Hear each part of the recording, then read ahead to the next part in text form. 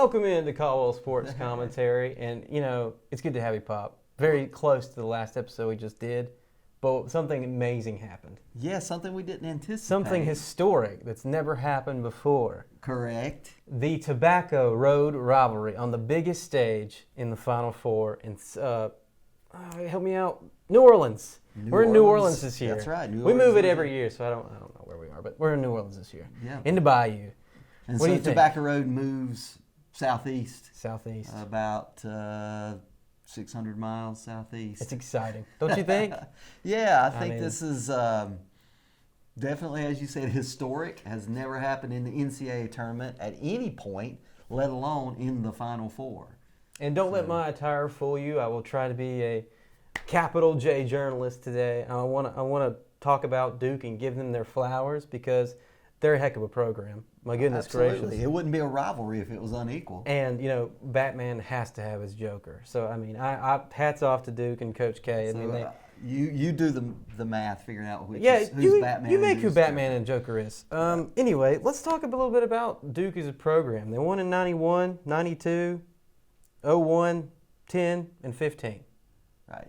Those are the years that they won it. That's 5. And that was nothing before Mike Krzyzewski came on campus. Yeah, they had no championships beforehand. They had played in the national championship a couple times, way back in Vic Bubba's days in the 60s, early 60s, and Art Heyman, that's a little history too. Art Heyman, who was an All-American at Duke, and he originally signed a letter of intent to play at North Carolina, backed out and went to Duke, and that kind of heightened the rivalry at that point. And then again, Duke had lost the national championship in 1978 to Kentucky, the other blue blood program, another one. That's the only 2 times previous they had been in the national championship, but had never won one. But Coach K steps on the scene, took his knocks there for a while, but he got the ship righted in the right direction. And do you remember that time at all? Absolutely. At 1980 when he took over? He took over actually after the so it's 81. 79-80 season. Right, so he had 1980 in the fall. When back then they didn't. That's start. how school works, people. They didn't start playing basketball until after Thanksgiving. Right. And so it was late November when the first games were. They were always non-conference, and then the conference games did not start until the first of the year. They didn't play any until after New Year's in the ACC games. But so he really.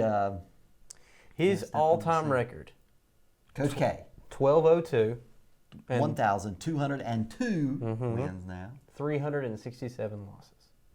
That's an insane record. Really good stuff. Inducted to the Basketball Hall of Fame in 2001 and 2006 for the College Basketball Hall of Fame. So I guess a living legend. Yeah, very an much active so. legend, And at least for one more game for sure. There's no love lost in Chapel Hill for Coach K, but for what he did for the Duke program, he put them on the map. He made them what they are, and that is a blue blood. And this Final Four is blue blood central. It is. It very much is. It's all blue. We're talking about the Tobacco Road rivalry today, but on the other side, we got Kansas and Villanova. It's going to be another great game, and whoever wins this game, this Tobacco Road rivalry, is going to have a hard game in the championship. I would think probably just from the swan song, farewell, Hollywood ending, there's Duke. They're going to be hard to beat. Hard to beat. But I would say that either opponent on that side of the bracket, Kansas or Villanova, may be the favorite by Las Vegas. Let's see if I have more notes about this. Okay, so the current team as it stands, we got Paolo Banchero. Right. You know Paolo, know him well. Even though he's just a freshman. Exactly. He's a one and done, a diaper dandy by Vitale. Right, he's just so touted, that everybody knows who Paolo Banchero is. And Mark Williams, big guy inside. And I told you this before, and I tell the people this. If they're able to work their offense through Williams, they're going to have an easy time with Carolina because he is a mismatch for pretty much everybody that Carolina has. Even Baycott. Baycott played as good defense as he possibly can, but he's got the size advantage. I mean, he's just a big boy and a big body. He's a tall guy. He really is, with long arms and can block a lot of shots. He actually led the ACC in blocked shots this year. There's A.J. Griffin, of course. Another diaper dandy. Yeah, exactly. Just these great freshmen that continue to be good, and sophomore. But Wendell Moore. Wendell Moore's been there a while. The zero man. But he's a very terrifying player. When he gets going, he really gets going. Yeah, I think he's the X factor. He has not taken over any game so far in the tournament. He hasn't had to. Right. But if they need it, he can do that. So yeah, he is a very scary matchup for Carolina. And I had two more. I had Jeremy Roach, Right. who knows how to handle the ball and basically get to the basket. He's a very streaky. He's a very streaky shooter. He can score in spurts. right. Yeah. And who's the other starter? And Trevor Keels. Yeah, Keels is a transfer. Yeah. In this wonderful phenomenon that we've had the last 2 years in college basketball, Division I transfers from other places without having to sit out a year. So, been a good addition for Coach K in his last year. Okay, so the last time these two teams met up, it was 94-81 was the final score. And a rather surprising end result for North Carolina, ruining Coach K's last game at K-Dome, or what is it? The Cameron Indoor Stadium. Yep. So Cameron Crazies, they were quite quieted during that game. But when you think very silent. Well, when you think of Coach K, what's the moment that stands out to you? I mean, he just wasn't a college coach exclusively. He won gold medals. Yeah, and that's what got him in the Basketball Hall of Fame probably quicker. Right. Was winning those gold medals with Team USA. And that's really what I think of, is him just willing Christian Laettner to be on that dream team, because he's just such an odd man out. And that just goes to show you the connections that Coach K could get you. He can get you on the dream team of all time. Yeah. Christian Laettner, probably the most recognizable college basketball player at that time. Oh, yeah, definitely. He was the Naismith Player of the Year. So it wasn't like he didn't have some credentials. Oh, no, he had skills. But he was the only college player on the dream team. No, definitely. So Christian Laettner knew how to score. He found the basket and he did what he had to do. But that team, as far as Duke teams and looking back on Duke's history, that's the team right there. The Laettner, the Bobby Hurley. I wrote down some other names, but I can't seem to find them. Davis. Oh God, yes, the Bobby Hurley, the Grant Hills, the Laettner, and beating UNLV finally when they got beat the year before by UNLV, which UNLV was good at some point in college basketball. There are some that say that UNLV team in 1990 was the best, most talented college basketball team ever. The Running Rebs. But I forget exactly. Was it Greg Anthony? Who was on that team? Yeah, Greg Anthony was on the team. Stacey Augmon, Anderson Hunt, quite a few. Just a really good rivalry at the time, and to get over that hump and beat UNLV in the Final Four. Yeah, exactly. Because at that time, that was the most lopsided victory in NCAA Finals history. UNLV trouncing Duke in 1990. And they got their redemption. In the Final Four in 91. Yep, exactly. And that 2000 team was huge too. You had Shane Battier and Carlos Boozer. Shane Battier, yeah. Some people, derogatory fans from Carolina, called him Raisin Head because he's. Did he look like Raisin? Yeah. But he had an amazing year that year, and he still has the record for the most 3-point baskets made in a single NCAA game, 9 in that year. So made 9. Interesting factoid off the top of the dome. Shane Battier. Of course, that 2014-2015 crew with Grayson Allen and Quinn Cook and Winslow. Yeah, Justice Winslow. They were. I don't know. I don't know what to say about Grayson Allen, but you can continue on. You can continue on with Allen was, the legacy that is Duke and Coach K, and how much this has been built up, because this is ridiculous. This is the biggest stage possible, and you're seeing these two teams that are 6 stoplights apart. Yeah, literally 8 miles as the crow flies, 10 miles if you're driving it. Right. And Tobacco Road, Rivalry, that was what 15501 was referred to as Tobacco Road at one time because it linked Durham, which was the tobacco processing center, to Chapel Hill. And along that highway, at one time, it wasn't all parking lots and businesses, it was tobacco fields. Right. Right. At one time, but now it's all business. Yeah, it's a concrete jungle down there in the Triangle these days. But any other bows you want to put on Coach K? And I mean, like I think everybody pretty much knows. I mean, Coach K is pretty legendary in North Carolina. Yeah, history. You asked me what I remember about him when he came from Army. Yes. And the school of. What's his name? Bobby Knight. Bobby Knight. Yes. Robert Montgomery Knight was his mentor, Bobby Knight. And, of course, known for slinging chairs and pushing players and ranting and, wearing his sweater. Yeah. The Bobby Knight. Of mostly Indiana fame, although he went on to Texas Tech and a couple other programs. And before that, he coached at Army. Man couldn't get out of the color red. He coached at Army. He coached Mike Krzyzewski, played at Army. And then he took over and coaching there. And then when he came to Duke, what I was trying to get to, there were a lot of people, even at Duke, that weren't very enamored of his style. They didn't think that they wanted, at that time, college basketball was getting more marquee, run and gun kind of thing. They were putting shot clocks in place. Right. 3-point shot came on the scene, and they thought he was behind times, and that was not the type of coach they wanted. Of course, obviously, Coach K was able to adapt. Right. And was the best thing that ever happened to Duke basketball, and I think there's not any dispute. Probably the truth, yeah, definitely. I mean, some would say that Christian Laettner was probably the best thing to happen to Duke basketball. But that you got to have somebody to coach him there. He was only there for 4 years. Oh, exactly. And Coach K was there now for 42 years. 42 years. At some point, don't you just want to retire and just go to the beach? And I guess maybe that's what he's going to do. I'll just be tired of that. Old enough to coach his grandson is on the team. Yes, exactly. Wow.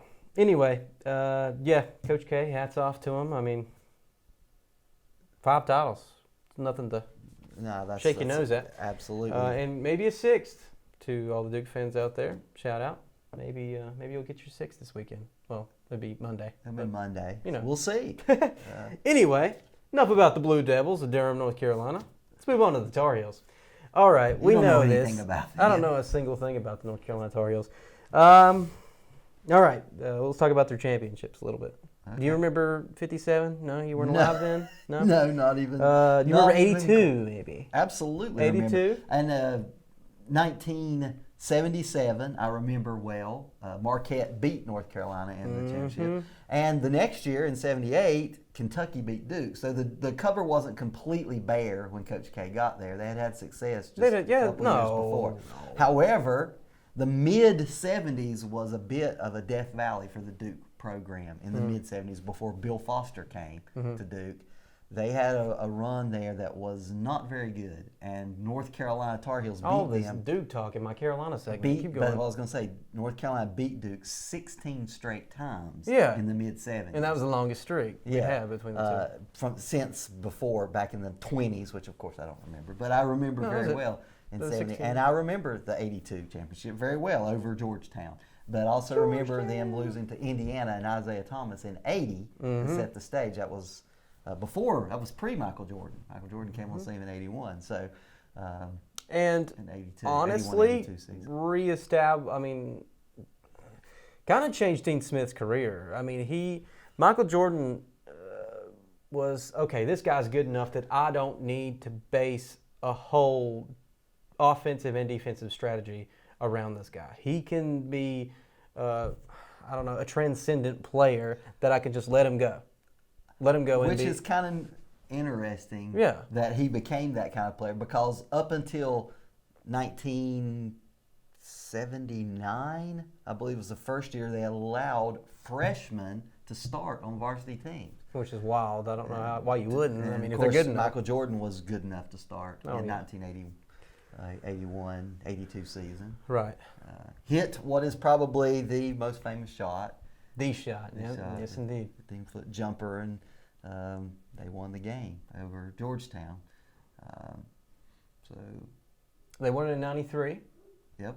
I honestly, a gray area in my Carolina knowledge. I mean, that '93 team wasn't really supposed to do it. So, I mean, but hats off to them. But if I'm not mistaken, in '93, they won it in New Orleans. In the Superdome. There. In the Superdome. Right. Then. Now it's not. It's not in the Superdome. I don't think it's in the Superdome. It's in the Pelicans. Smoothie Arena. King Arena. Yeah. So and I think they have a new corporate sponsor besides Smoothie King. I can't keep up with corporate I can't sponsors. keep up with it, but yes, it is where the Pelicans play, where the Hornets moved to. Is where their national championship is this year. But there is history with the Big Easy and UNC winning a championship there. Mm-hmm. In '05, we had the illustrious Tyler Hansbrough, Ty Lawson, the whole 9 yards with some of the best players you'd ever seen. I mean, Raymond Felton on that team. Yep. A good group of Carolina boys. That's a huge moment in the Duke and Carolina rivalry with Tyler Hansbrough's bloody nose. Yep. In '09, they won it again with Harrison Barnes and the crew. Yeah. But do you remember '09? Very good. I remember sitting on top of the washing machine and dryer and tuning into the radio that we had right there and listening to Woody Durham. On the Carolina Sports Network. It's just classic stuff, is it not? Yeah. For a Carolina kid. And then they won it when I was there in 2017 with Joel Berry, Theo Pinson, and Justin Jackson, Kennedy Meeks, Isaiah Hicks, all the boys. That was the starting lineup. So there you go. That's right. It sure was. Roy Williams took over in '03 and won it in '05. You got to actually interview some of the players that year. Yep. Talk to a few. 2017 when you're in the sports broadcasting program there. So it was. I don't think people thought that they had it in them to go back because I mean it was the redemption tour. They had lost the year previous against Villanova, and I think that the status was on campus that they're good, but they're not last year good. Marcus Page, he planted himself into Carolina lore as being one of the best point guards that they ever had. Right. And people loved Marcus Page. And seeing him lose, it was just heartbreaking. And the next year, against all odds, Joel Berry became Marcus Page and went in there and won it for him against the Zags in 2017. But let's talk about this team. Caleb Love. He's been shooting lights out. The last 2 games have been hottest team in the tournament so far. For him. Against UCLA, wow. He checks. Yeah. I'll be honest, when I was watching it and I would look at it, I was like, no, why are you taking that shot? And it would go in. I mean, and shooting. You got to know when you're hot. Steph Curry distance, 3-pointers and sinking them. When you're hot, you're hot, right? Exactly. Marndo Baycott with the great rebounds that he ends up He's a rebound machine. He really is. Brady Manick, of course. Big man that can shoot. Transferred from Oklahoma, fifth-year senior. He has been remarkable. Really has been as far as shooting and offense and everything in between. Leaky Black and his wonderful defense. His clamp down defense it really is. It's underrated, but that's what wins championships. You can be hot, but you're not going to keep hitting shots. Mm-hmm. You're going to go cold, and during those times, you've got to have defenders that can shut down their best players, and Leaky Black is that for the Tar Heels. R.J. Davis, who's been a really decent point guard, and I mean, when he's on, and he can facilitate and maybe get him to a national championship. We don't know. That marked the turnaround of the Tar Heels season. Definitely. When he became the designated point guard, Caleb Love was allowed to be the shooting guard and get to his shot and not have to make the decisions with the basketball that RJ has done. So. And I had one bench player. I had Puff on there because I got to mention Puff. Puff Johnson, Cam Johnson's brother. He's cool. Yep. Anyway, so all-time Duke and Carolina. We are sitting at 142 wins for Carolina and 115 wins for Duke. And they have had 256 meetings, and it's about to be 257. Any predictions, prognostications? Prognostications. Open your Carolina Blue crystal ball or Duke Blue crystal ball. I'll be honest, I was completely shocked at Carolina's turnaround And resurgence. Really? And really the confidence that they gained by beating Duke in Cameron. I think it's anybody's game. They're not going to back down. They're not going to feel outclassed talent-wise, as like the pundits say that Duke have far more talent and depth than North Carolina. Yeah, they do. They have more depth. They got a lot more blue chippers. And they play more players than North Carolina. Yeah. North Carolina plays maybe 7 deep. Duke goes at least 8 deep of players that get a lot of minutes. But it all comes down to how you shoot. Yeah. You've got to be able to shoot in high, tense pressure situations. And if you can do that, then whoever has the high shooting percentage is probably going to win. Yeah. So my prediction... Go ahead. I predict that Duke is going to look over there at Coach K and think this is his last time they're going to play inspired in the second half, just like Carolina did at Cameron, and don't want him to have to experience that again. And win. It won't be a blowout. The last 2 games have kind of been lopsided either way. Duke's first win and Carolina getting their revenge in Cameron. I think it's a 3-point game. Duke by 3. Duke by 3. All right. But who knows? That's why they play the game. That's why we play the game. I think it's going to be ugly. I think it's going to be an ugly game. I think a lot of the first 10 minutes. There's going to be a lot of pressure. I mean, intense pressure. We're going to see a lot of balls go off of people's feet. We're going to see a lot of turnovers. I don't think it's going to be a pretty first half. And I could see it being a 65-58 Carolina victory. 65-58. There you go. There's my hat in the ring. So what is your most memorable matchup between Duke and Carolina? Oh, my goodness. The most memorable. I will say, and it's not even the one that Carolina won. The one this past year, the 2020, I say this past year, it's 2022, but Lord, we haven't had life for like 2 years. Yeah. But in 2020, when they had the rivalry game on Roy Williams Court, on their first game at Roy Williams Court, they had the weird like swingman jerseys where it was just the logo in the front. Yeah. That particular game. I hated that game because they weren't able to box out and get the rebound on the free throw. So it ended up going into overtime because they get the rebound, they get the putback. It's 2 points and it ties up the game. They go overtime. Same deal. They're standing at the free throw line. Gets the rebound again and scores it again, and then Duke wins in the Dean Dome, and that one stuck with me. Yeah, that was a stinger. Yeah, in overtime and everything you would think of when you think of, oh man, Carolina, that gritty team going in there and winning, but no, they didn't win that one. But this past time that's a pretty big deal. A feather in Carolina's cap to be able to say that they beat them on Coach K's last night in Cameron. That's a huge deal. And they really just outclassed them in the last 2 minutes of the game.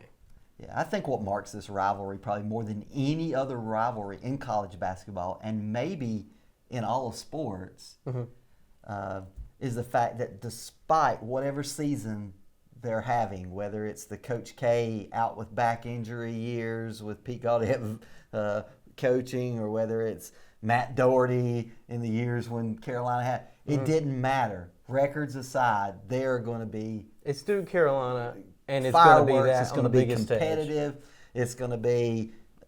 It's very few times are there blowouts. No, and it's I didn't count it, but I know of off the top of my head at least 20 meetings where it went into overtime. At least one overtime, and sometimes 2 overtimes to decide the. And it's just a rivalry like no other in college basketball, and it's really special that it happened in the Final Four. Kind of way back in Coach K's first championship, just in '91, they could have met in the final game, and actually were favored to meet in the. It was actually supposed to be UNLV against North Carolina in that final game, and of course Duke exacted their revenge on UNLV, and Carolina got upset by Roy Williams, who was coaching at Kansas at the time, and so then Duke met Kansas in the national championship and won their first national championship. So, so it didn't happen. Now it's happening finally. In the Final Four. Postseason history. You'd think that of all the times and how the tournament shakes out and how good these two teams have been, you'd think that they'd admit it at some point, but this is going to be the one.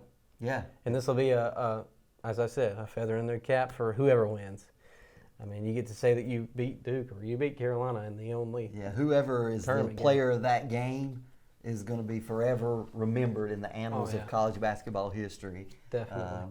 Now let's have that debate. Greatest rivalry in all sports? What do you think? Oh, in all of sports, gosh, of course, this is coming from the state of North Carolina, in the South, which is of where the we United States. Currently reside. Yep. Yeah, of the United States. So we don't have the same sense of rivalry as maybe some other sports like football or soccer, as we know it as. Well, yeah, of course. The big rivalries. Yeah. That in other take place countries, in England, in Italy, in Spain, Brazil, Mexico. But it's hard places. to find in this country, rivalry that's more storied. In this country, maybe you could say Red Sox Yankees. Yeah. Maybe Bears, at one Packers. time it Celtics Lakers. You could think of that. It's relatively recent. But that's relative recent. But in college athletics, maybe you could say the Red River rivalry between Oklahoma, Texas. No. Or the game between Ohio State and Michigan, some would say, in football. But for me, from North Carolina, greatest rivalry in all sports. Greatest rivalry in all sports. I agreed. Duke, Carolina. At least we can agree on happening. That. We have different Saturday. predictions, but at least we can agree on that. I just want to see a good game. I want it to be a historic game. And like I said, there's probably going to be nerves. You're probably right. It's going to be ugly at first. There's going to be a lot of turnovers, a lot of fouls, and it could get heated. And they'll be calling it very closely. Probably by the end of the game, there may be quite a few foul outs by that time. Well, there's no doubt that the refs are going to play a role in the outcome. That's just how it works in college basketball in the current state of college basketball that we live in. The refs have a lot of power. They have a lot of say in what they think's a foul, what they deem as a reach-in, all that good stuff, and putting teams in bonuses and then making flagrant 2 calls on somebody and knocking them out of the game. Right. So hopefully nothing like that happens. Right. I hope the game is not marred by, at the end, the Carolina fans saying, "Oh, we got cheated," or the Duke fans saying, "Oh, we got cheated." We got cheated. I mean, I hope it goes down and it's a good game. And we'll remember it as one of the best college basketball games ever played in the best rivalry in sports. I love it, Dad. That was amazing. Good job. I'm excited for Saturday, and I hope whoever your team is, if it's Carolina, wins. Well, do you want to say anything else about the greatest rivalry in all sports? I don't. I think we've covered it. I could go through so many memorable games between those two. Grew up in a house where my brother was a diehard Carolina fan and my dad was a diehard Duke fan, and so there was a lot of tension. And that was before we even had remote controls. You got up there to turn games on and off by hand, and I remember black and white games of Duke and Carolina. So it's etched in memory, and hope this one is just as memorable, if not more memorable than any before. Agreed. Well, we'll see you next time here on Caldwell Sports Commentary. I'm Keegan Matheson. I'm Kevin Matheson. And we'll get at you next time, and hopefully we'll have a new national champion to crown. We will do that.